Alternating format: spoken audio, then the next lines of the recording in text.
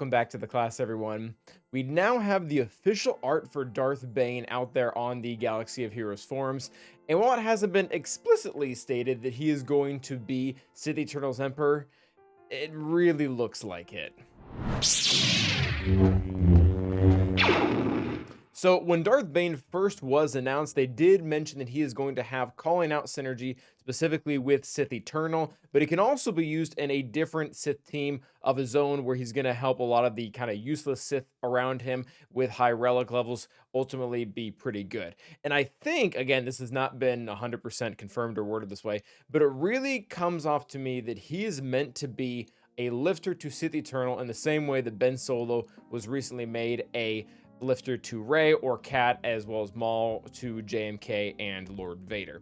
And overall, I don't totally hate the idea. While of course it would make more sense is if he was with Darth Zana and had something to that effect, but the idea that the person who pretty much installed the rule of two is being linked up with the person who perfectly executed it and then being on the same team, there is a little bit of poetic justice for me there. But that's really not what I want the entire video to be about today. I want to give some suggestions or some thoughts, just bring up the topic of, if we're going to keep getting lifters, what would it look like for the rest of the Galactic Legends? So obviously we already have Rey and Ben. We don't really need to talk about that much. This, in my head, is a perfect fit. Ben takes Rey to the next level. And also lore-wise, that's exactly who the character would be. They were there at the very end at the fight of the sequels.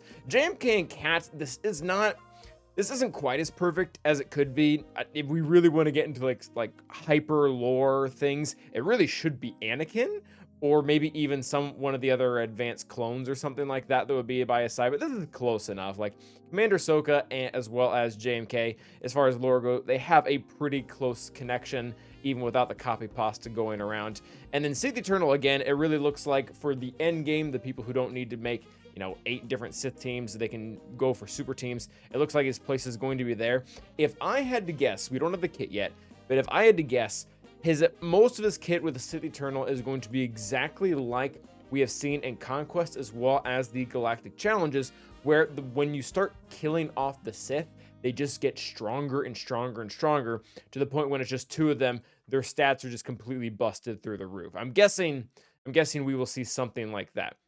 Now let's go ahead and talk a little bit about the other Galactic Legends we have that don't currently have lifters. And I'm not saying they need them right now, but over the span of the next couple of years, what would be nice to see as the Galactic Legends, of course, always fade a little bit out of relevancy, but not totally, but what could help bring them back. And for Jabba, the choice is beyond obvious to me. I find it very hard to imagine Jabba without Bib Fortuna himself. Anytime that I have like kind of that image from Return of the Jedi of Jabba there, he always has Bib Fortuna next to him. And Bib could do kind of a lot of fun things that Jabba necessarily wasn't doing, where he could call in different animations of different creatures that would have been in Jabba's palace. Like, let's say his basic is a Gamoran guard appears out of nowhere and hits someone with an axe or something like that. Or maybe he has something to do with translation as well. We've seen multiple kits have involvement with that. Something to bring Jabba to the next level when he does. Again, he's not at all out of relevancy, but maybe over the next couple of years, something that could get in there. The only other lifters possibilities I could even think of Jabba is another one of the Hutts, and I don't think we can have that many oversized characters there. As much as I would love to see Zero in the game, I really would not actually, if you couldn't tell by the look on my face there. But yeah, Bib Fortuna makes the perfect amount of sense for our good friend there. Next up is going to be Leia, and I know this sounds a little bit ridiculous, but I would actually like to see a Endor Han on her team. He was obviously very instrumental in the battle on Endor, as well as she was. They were together. They're kind of a married couple. It makes, to me, the most amount of sense to have them both there.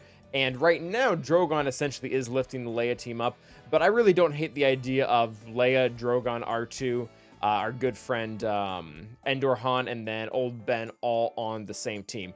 And we do already have several different Hans in game. In fact, it's the character that most appears right now, but we don't have one on her team, and to me, that makes the most sense. Again, the character does not by any means or stretch of the imagination need one right now, but if she were to get one day, I would like to see another Han, maybe with an updated art. I think most of these are actually Most of these are pretty outdated right now. And even if it's just Han with a vest, I would take it. Make him a superpower, maybe even for a defensive unit. Maybe he hides Leia, and then you have to deal with the whole mastery thing the entire time. Next up, for our good friend Supreme Leader Kylo Ren, we have the much requested Snoke. And this one I think they could actually go really far with. SLKR mostly just cares about his team being entirely First Order, assuming you're using Hux on the team to stop advantage. And you could have Snoke not only appear as an extra ally, but he himself could summon the Praetorian Guard as an extra unit off to the side.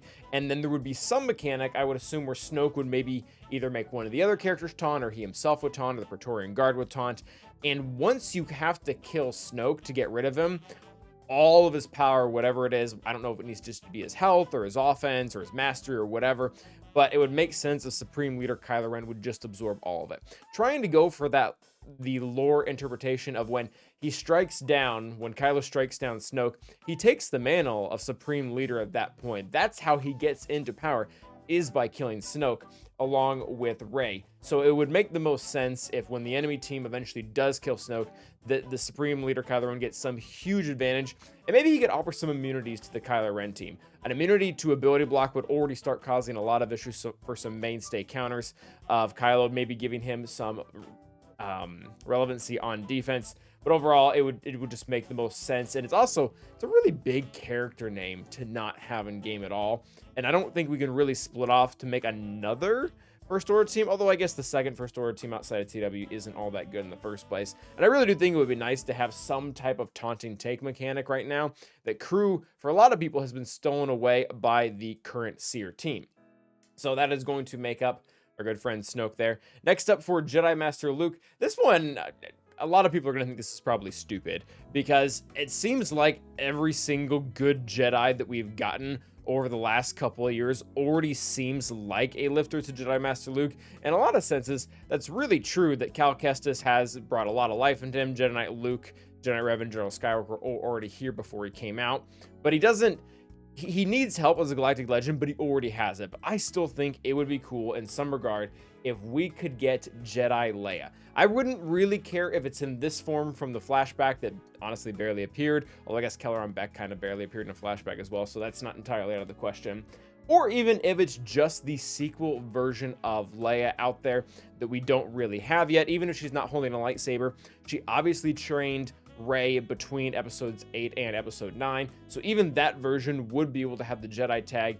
And there are a lot of really easy ways to boost Jedi Master Luke Skywalker. Something that prevents turn meter, or has some type of mechanic that gives you turn meter when you lose turn meter, kind of like Gideon has, or something like that, would already start whacking away at a lot of Jedi Master Luke's counters, giving him some more viability out there. And again, he doesn't even necessarily need the leader now, especially with Cal Kestis going around, or the lifter now with Cal Kestis going around. But still, at some point in time, it would be kind of cool to get, I guess, yet another version of Leia in game. And I guess another version of Leia that would also be on a Galactic Legend squad, because that would be 3 by the time we would get it. Now, for the next character, there are going to be some small spoilers for the new Jedi Survivor game. So if you have not played it, you could probably exit out of the video now. But if you haven't, or if you have already seen it, or you just don't care, continue to watch, please. So right now, the way that CG is doing something very strange with Lord Vader and Maul, where they keep designing characters to go with Maul lead.